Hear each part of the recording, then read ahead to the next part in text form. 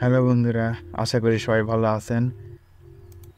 রানে ফিরেছেন লিটন কুমার দাস। ঢাকা লিগে লিটন দাস বিরতির পর খেলতে নেমে প্রথম ম্যাচেই বাজিমাত করেন। তিনি অসাধারণ একটি 50 তুলে নেন এবং দলকে জিতিয়ে মাঠ ছাড়েন। ওপেনিংয়ে নেমে এনামুল হক বিজয়ের সঙ্গে অসাধারণ ওপেনিং পার্টনারশিপ করেন। এনামুল হক বিজয় 22 রানে আউট হয়ে গেলেও লিটন দাস খেলা শেষ করে মাঠ ত্যাগ করেন। এই দিন লিটন দাস অনেক শান্ত ছিলেন এবং নিজেকে ফিরে পাওয়ার চেষ্টা করতেছিলেন।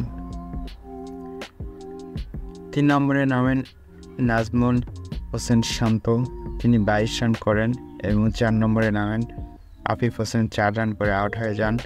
তহিদ হৃদয় 55 রানের অপরাজিতে অসাধারণ একটি ইনিংস খেলেন। জাকির 12 এবং তানভীর ইসলাম 1 রানে অপরাজিত আছেন। দলের ম্যান অফ দ্য ম্যাচ নির্বাচিত হয়েছেন শরীফুল ইসলাম।